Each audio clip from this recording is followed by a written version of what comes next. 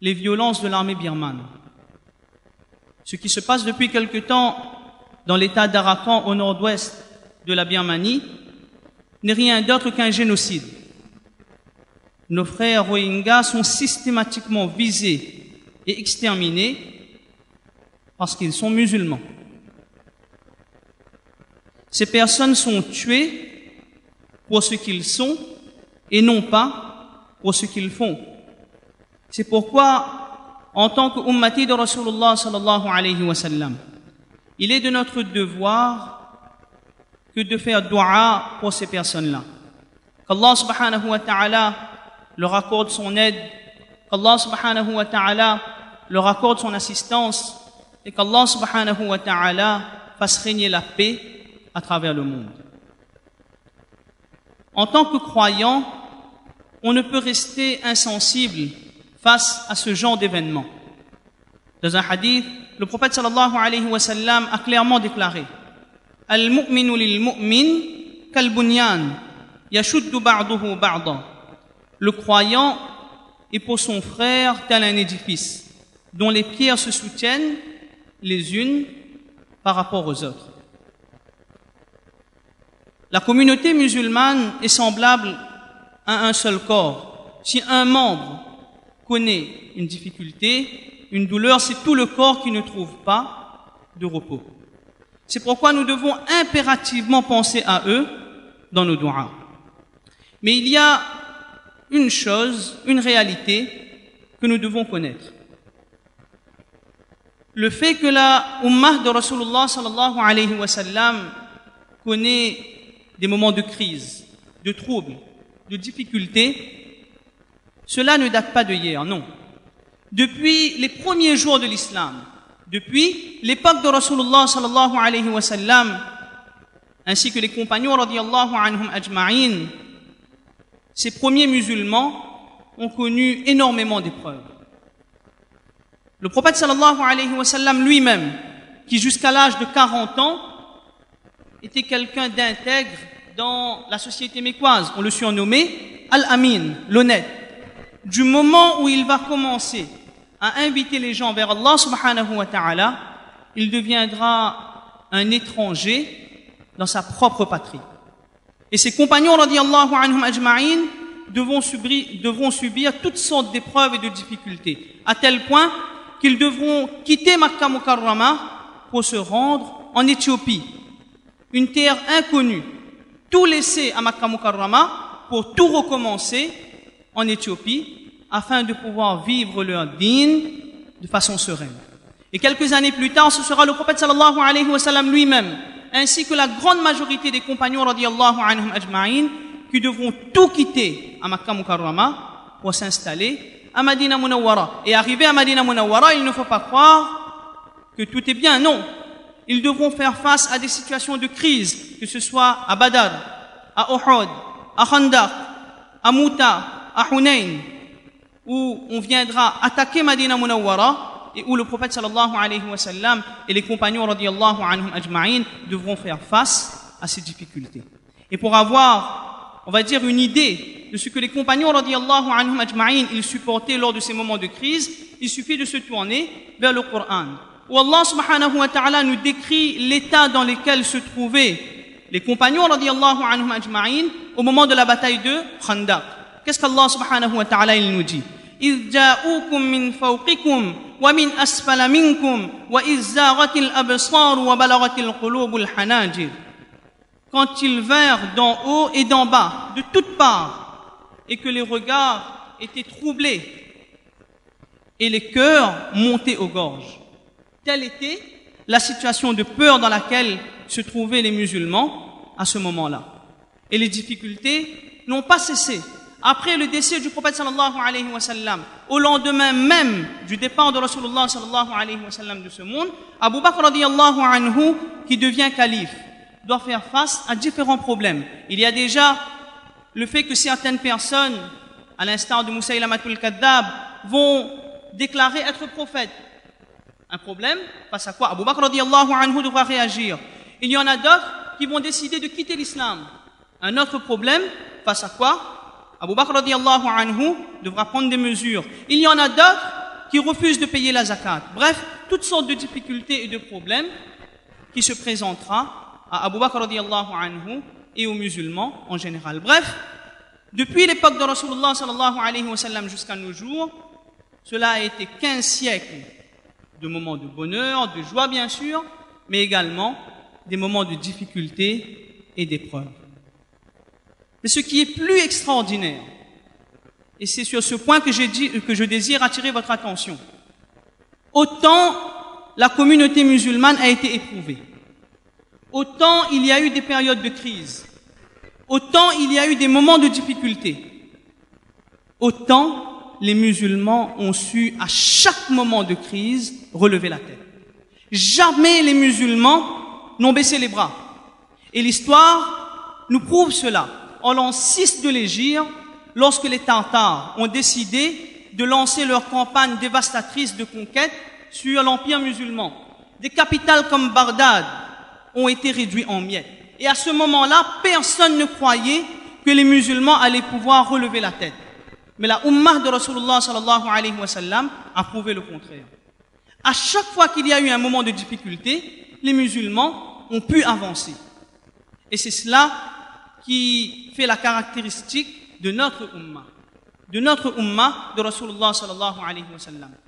Mais il y a une question qui se pose. Lorsqu'il y a eu ces moments de difficulté, lorsqu'il y a eu ces moments de crise, quelle a été l'attitude qu'ont adopté nos pieux prédécesseurs? Quelle a été l'attitude avec laquelle le prophète sallallahu alayhi wa sallam, les compagnons radiyallahu anhum ajma'in et ceux qui les ont suivis, qu'est-ce qu'ils ont adopté comme attitude face à ces épreuves? Et répondre à cette question est vraiment nécessaire pour chacun d'entre nous, car ce sera pour nous des qualités que nous allons citer, que les ulama ils nous ont citées, et que nous devons adopter lorsque nous vivons des moments de crise tels que maintenant. Le prophète sallallahu alayhi wa sallam, les compagnons radiyallahu anhum ajma'in et ceux qui les ont suivis avaient premièrement l'habitude d'invoquer constamment Allah subhanahu wa ta'ala lors de moments de difficulté. À chaque fois que le prophète sallallahu alayhi wa sallam avait à faire face à une difficulté, il avait recours à la salat, au fait d'invoquer Allah subhanahu wa ta'ala. Et si nous allons regarder à travers sa vie, nous allons voir qu'à la veille de la bataille de Badr, un moment de crise, une situation d'épreuve où 313 musulmans devaient faire face à 1000 kuffars armés jusqu'aux dents. Qu'est-ce que le prophète sallallahu alayhi wa sallam il a fait? Toute une nuit, il est resté debout face à la Qibla, où il a imploré Allah subhanahu wa ta'ala, à tel point qu'Abu Bakr radiyallahu anhu est venu le voir en lui disant: ô prophète d'Allah, maintenant c'est bon. Tu t'es tellement humilié devant Allah subhanahu wa ta'ala en l'invoquant qu'Allah il ne refusera pas ton dua. Donc à nous d'agir comme le prophète sallallahu alayhi wa sallam il avait agi à la veille de la bataille de Badr. Invoquer Allah subhanahu wa ta'ala, faire dua pour nous et pour ces personnes qui sont dans des difficultés, afin qu'Allah subhanahu wa ta'ala leur accorde son aide. Et les ulama nous conseillent de réciter le dua que Yunus alayhi salatu wassalam il avait récité lorsqu'il était dans le ventre de la baleine, La ilaha illa anta subhanaka inni kuntu minal zalimin, ou encore le dua que Ibrahim alayhi salatu wassalam il avait récité lorsqu'il avait été jeté dans le feu, Hasbunallahu wa ni'mal wakil. Donc premièrement, constamment invoquer Allah subhanahu wa ta'ala.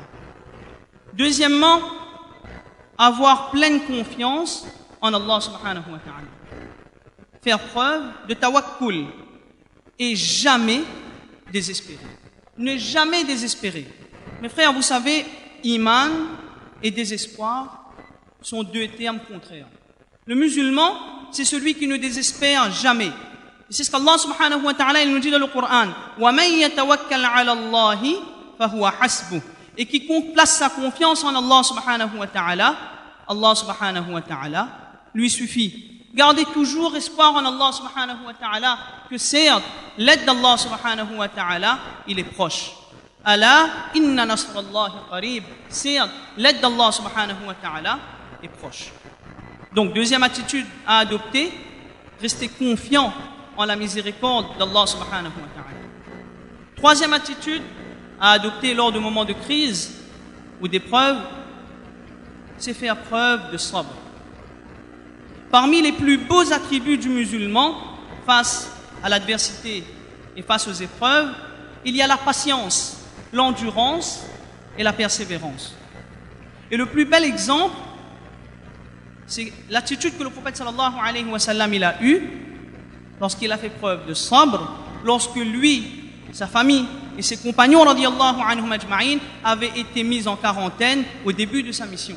Lorsque le prophète sallallahu alayhi wa sallam il commence à inviter les personnes de Makkah Mukarrama vers l'islam, c'est un véritable boycott que devra subir les musulmans et le prophète sallallahu alayhi wa sallam.